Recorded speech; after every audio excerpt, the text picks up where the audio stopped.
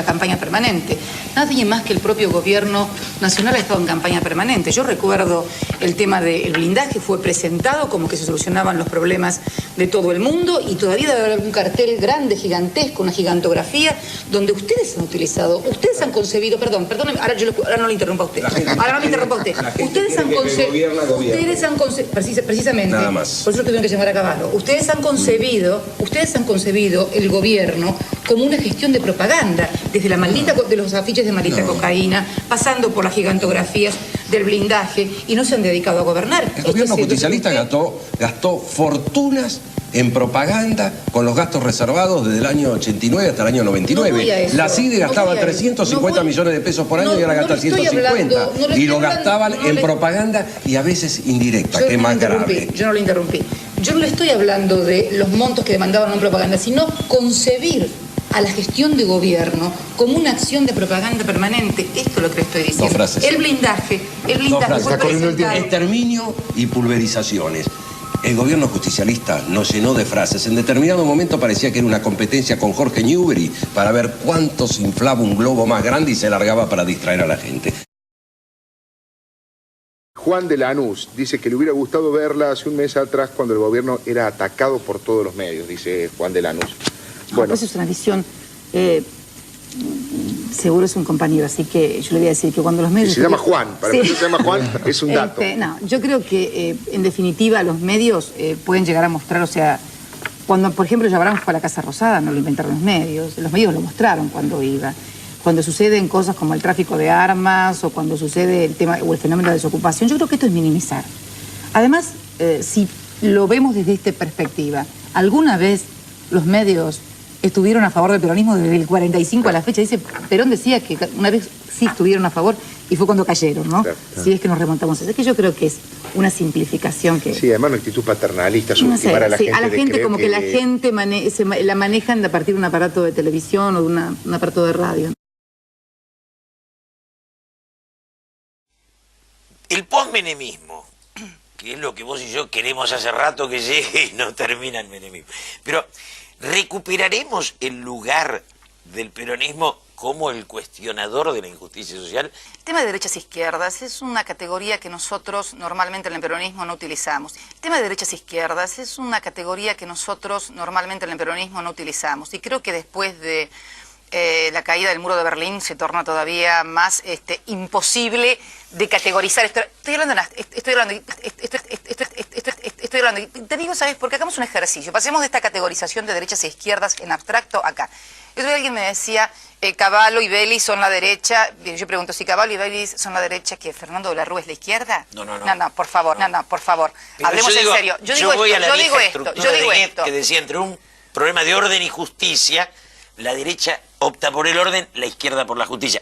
En esa vieja estructura, porque hay que buscar alguna... A mí me parece que nosotros debiéramos reactualizar y rediscutir el tema de la representación social y política. Me parece que este es el esquema del peronismo. O sea, yo no tengo ningún problema en articular, porque ¿qué fue el menemismo? El menemismo fue, en cierta manera, una articulación o una alianza de lo que representaba política y socialmente el peronismo, o sea, las mayorías nacionales, con un paradigma o un representante como Cavallo. Yo estimo que Cavallo es el cuadro más lúcido que ha tenido, que ha delegado el CAN Capital aquí en la Argentina. Ahora, la pareja presidencial dice cuánto tiene y dice cómo lo gana. Por supuesto que las cifras igual son insultantes frente a este panorama de pobreza extrema que se vive y teniendo en cuenta además el discurso político de la pareja presidencial.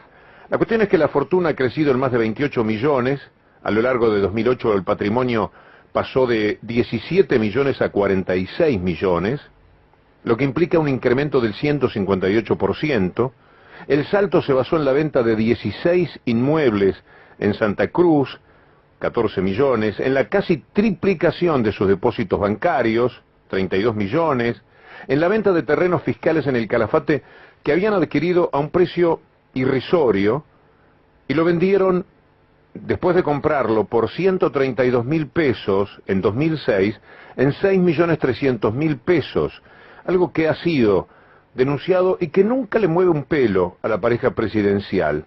Es un caso demostrativo de cómo se avanza sobre bienes de todos en beneficio propio.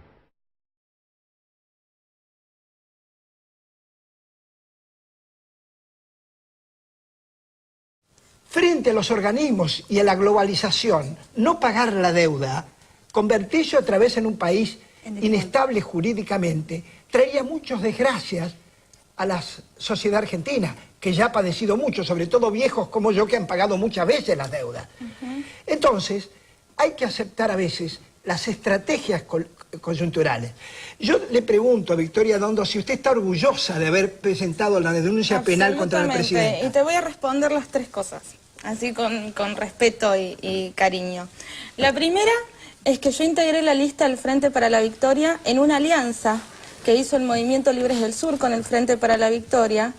El Movimiento Libres del Sur era parte de la personería jurídica que estaba integrada por varios partidos, como vos sabés como periodista, que nuestro movimiento tiene un proyecto político que coincidía con el del Frente para la Victoria en el momento que fuimos a las elecciones, en realidad que empezó a coincidir antes de conformar el Movimiento Libres del Sur, cuando éramos un movimiento social en el 2003 e integramos desde el Movimiento Barrios de Pie el Frente para la Victoria y fuimos parte de hecho del gobierno porque integrábamos el Ministerio de Desarrollo Social de la Nación.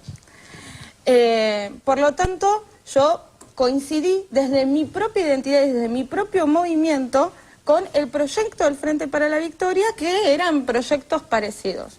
Por diferencias que la verdad son bastante largas y que en este mismo programa de hecho las aclaré y podés no compartirlas, pero no podés decir que no son válidas, digo, son diferencias realmente importantes. Nosotros reivindicábamos la bandera de la renovación política, la verdad es que no vemos renovación política en el gobierno nacional y a vos puede enojarte o no enojarte, pero acá no hubo renovación política y de hecho hay una diferencia entre la Cristina que se peleaba con Scioli en el Senado, cuando Scioli le dijo la senadora por Santa Cruz y ella ya era electa senadora por la provincia de Buenos Aires, o ese proyecto político transversal, y esta Cristina y este gobierno que lo tienen a Scioli como uno de los abanderados.